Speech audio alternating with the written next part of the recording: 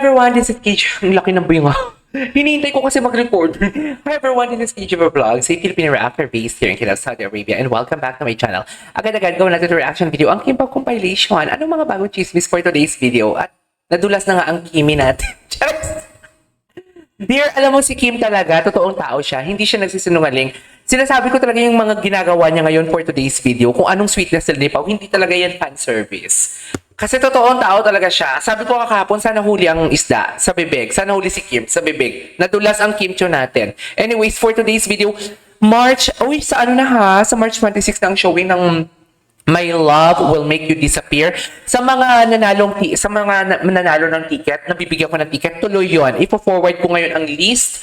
Sana hindi kayo nagpalit ng email. Sa totoo lang, hindi na ako nag-entertain ng mga bagong messages from the outside, na mga hindi ko naman pina-follow regarding sa mga changes ng email. I-check nyo yung email nyo, magbula kayo ng email nyo para makapasok ang email ng Kim Pao Universe Official. Of course, thank you so much.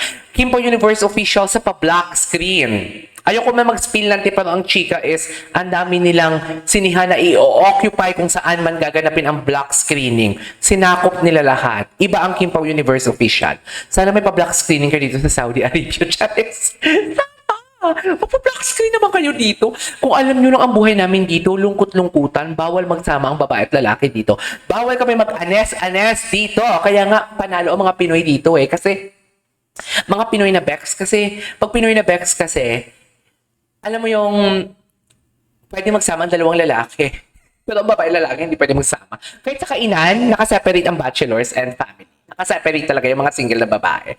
Anyways, pero ngayon, unti-unti na din nababago. Pero masaya sa Saudi. Pero bigyan nyo naman kami ng karagdagang kasiyahan. Magpa-block screen naman kayo dito. Chares! Anyways, tuloy natin to. Ay, pag commercial break ba, nagsasayaw-sayaw si na Kim? Never pa kasi ako naka-showtime. Hello? You just hold me now. Bakit iba? Ba't iba na? Hi! Kim! Oh, baby, you're all that I want. Kahapon, born for you. Tapos ngayon, baby na that I want. Ganun yung chika ni Kim. Yung totoo, Kim. Kim, ang hirap mo nang ipagtanggol. Sa totoo lang, hirap na ako ipagtanggol ka, Kim, ha? Sinasabi ko sa'yo. Charis. Ma-practice sa promo.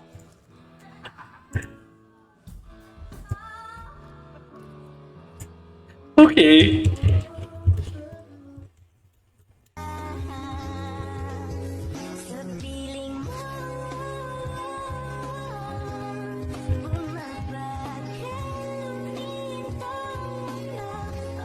Wait lang ha. Nagkaroon naman ng palitan ng regalo sa isa't isa. Makita niya notebook ko, gamit ko pa yun ng fit check, lin lang, tapos umabot pa ng secretary, puno na siya. Ako bumili ng notebook, ako na bibili ng notebook, susunod mong notebook. So, di mo kaya. Bike na nga binibili sa'yo eh. Di ba? Hindi ko alam kung anong gusto niya. Bigyan niya siya ng chair, Itsura sa... Bibi, binila ng chair. Binila ng chair, tapos binila ng bike. Yung totoo, ang mahal siguro. Uy, million daw yung bike? Hindi ako sure. Wala. Okay. Hindi na ako nagtanong kung sino man ang mga kausap ko. Pero kasi, di ba kahapon natanong ko kung magkano? Pero kasi na-realize ko din, wala tayo sa posisyon para tanungin kung mga magkano. Ano kasi yan eh, napaka-rude yan. Napaka-rude. Ito ha, for me, napaka-rude. Alam natin siguro that this is just normal.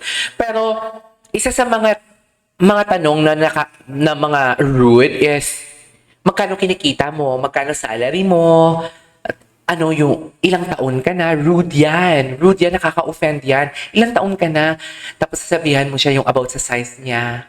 Mataba ka, payat ka, rude yan. So, for me kasi naisip ko kahapon na patanong ko ako, di ba, magkano yun? Pero sinabi ko din naman na wala ako sa posisyon para tanongin kung magkano yun. Ang importante, the bottom line is, si Kim mismo nagsabi na binigyan siya ng bike ni Pao. Charis! Actually, hindi niya kinonfirm kung si Pao nagbigay eh. Pero gano'n na din naman yun. Kasi tinutukso ko sa kanya si Pao. So, I assume na ang nagbigay ng bike, si Pao. Di ba? Kasi si Pao na walang ako sa Pao. Charis! Bumili yan ng bike? Ayan no. Oo, bigay yun. Kasi gusto niya maging Ay, Hoy. Talaga ako. Hoy, may bike na talaga ako. Bigay yung bike, bigay yun. O, bigay naman pala ang bike for today's video. Uy, tama na, Prescott. Bigay naman pala ang bike for today's video.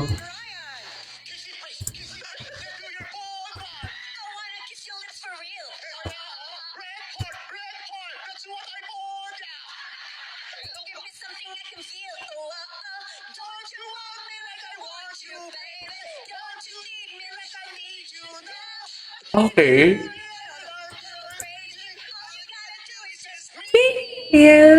Apate. Okay. Ang kulit talaga nila. Chinese and Korean tandem. Ang kulit nila. Ay, my love is everlasting. I love it. I love it. Kim to Paulo, my love is everlasting. I love that. Oh my God!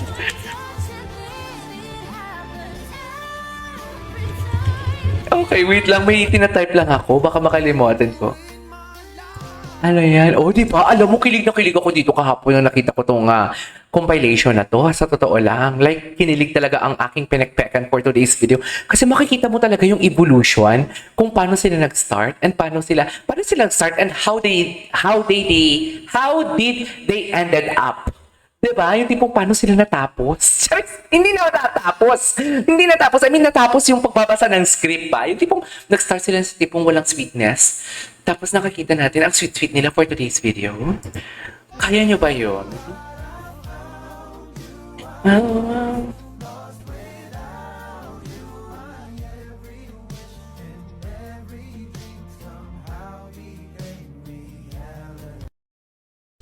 Push para sa Fun All-Star Celebration.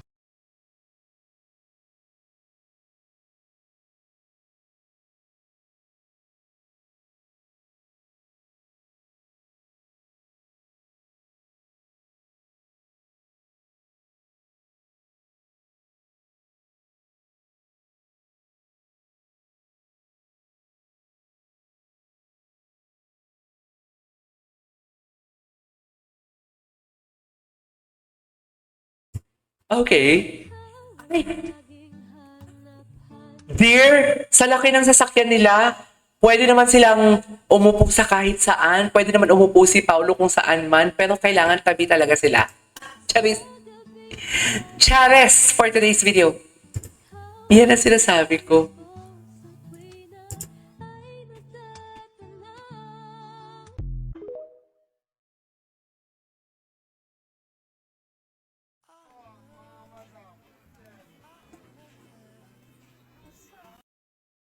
Bumili yan ng bike, Chang. Oo. Bumili ng ano? Bike. Mm. Kasi gusto niya maging active. Ito talaga. Huli-huli siya dito, dear. Nabigla siya, oh. Nabigla siya, oh. Oh, gusto niya bawiin. Wait lang. Nakita niyo yung reaction niya? Yung gusto niya bawiin, yung sasabihin niya? Ni-review ko to kahapon. Sabi ko, paano nadulas si Kim? Paano siya nadulas? Bakit siya nadulas? Siguro dahil may mga tao talaga, di ba, na parang pinuprovoke ka, rinding-rindi ka na sila. Ano ba? Paulit-ulit na lang kayo. Tama na. Kung ano ngayon nakikita nyo, what you see is what you get nga. Parang ganun yung atake ni Kim doon. Pero, yun na nga, narindi na siya. So sabi niya, nagulat siya, dear. Tingnan nyo. Wait lang. Wait. Nagulat siya.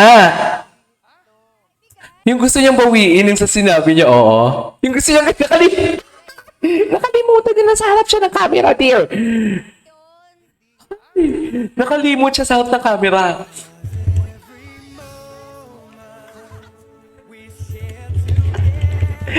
Nakalimutan niya, nakaharap siya ng camera. Di ba? Oh, si Paulo na naman pala. Di mo kaya for today's video. Ay, ano to? Let's go somewhere daw. Talaga ba? Alam mo, naniniwala talaga ako dyan sa mga pakanta-kanta. Di ba ganyan din tayo kung ano nararamdaman natin? Ganyan. May pakanta-kanta tayo. Nanggigigil din ako. Ang hirap talaga nila ipagtanggol dalawa. Sa totoo lang. Alam mo, ipapagtanggol ko talaga sila. Yung tipo parang kasi maraming evil's eye. Kaya maraming mga taong, lalo ng mga artista, low-key lang ang kanilang relationship. Kasi maraming humihiling na magbe-break. Maraming sisira. Ganun yun. Di ba? Anyways, there you go guys. It is our for today's video. Our Kim Pao compilation. This is KJ Vlogs and see you on my next vlog. Bye!